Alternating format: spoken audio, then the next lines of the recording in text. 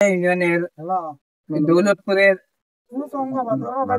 9 নং ওয়ার্ড দৌলতপুরের আমাদের 3 জন ভাই, ওনাদের বসত ভিটা গত শুক্রবার 10 তারিখ দিবাগত রাতে রাত 3টার দিকে বোধহয় আগুন লেগে সম্পূর্ণ পুরি ছাই হয়ে যায়। বাসায় কিছুই ছিল না।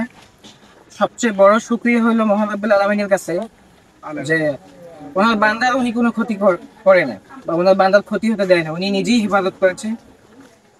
উনি উত্তম পরিকল্পনাকারী। উনি যা করে বান্দার মঙ্গলের জন্য করে। এবং আমাদের সবচেয়ে শুকরিয়া করা ছাড়া এই মুহূর্তে কোনো উপায় নাই, কারণ আল্লাহ যা করে আমাদের জন্যই করে। আমরা অশেষ শুকরিয়া জ্ঞাপন করছি আল্লাহর প্রতি, যিনি আমাদেরকে হেফাজত করেছেন, আমাদের ভাইদেরকে হেফাজত করেছেন। আর এখন এই 3টি পরিবার খুবই অসহায় জীবনযাপন করছে। ওনাদের থাকার ঘর নাই, খাওয়ার মতো কোনো অবস্থা নাই। আমাদের গ্লোবাল ফ্রেন্ডশিপ ফাউন্ডেশনের পক্ষ থেকে আমরা সর্বোচ্চ যতটুকু সম্ভব আমরা ওনাদেরকে সহযোগিতা করছি। ধলিয়া ইউনিয়ন যুবদলের মাধ্যমে আমরা এই তথ্যটা পেয়েছি। আমরা মূলত জানতাম না, ওনারা আমাকে ইনফর্ম করেছে।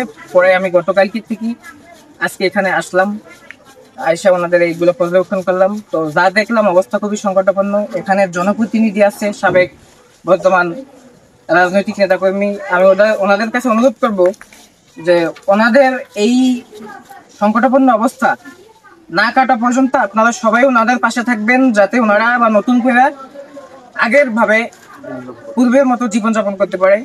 স্বাভাবিক জীবনযাপন না ফেরা পর্যন্ত আপনারা সবাই ওনার পাশে থাকবেন। ধন্যবাদ। আসসালামু আলাইকুম।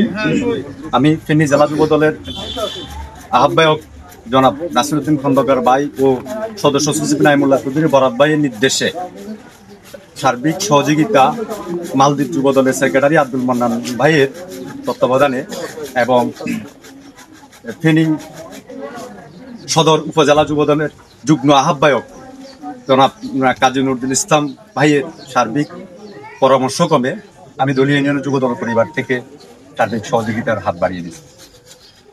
অতএব দলীয় ইউনিয়ন যুব দল সব সময় অসহায় মানুষের পাশে ছিল, থাকবে, আছে।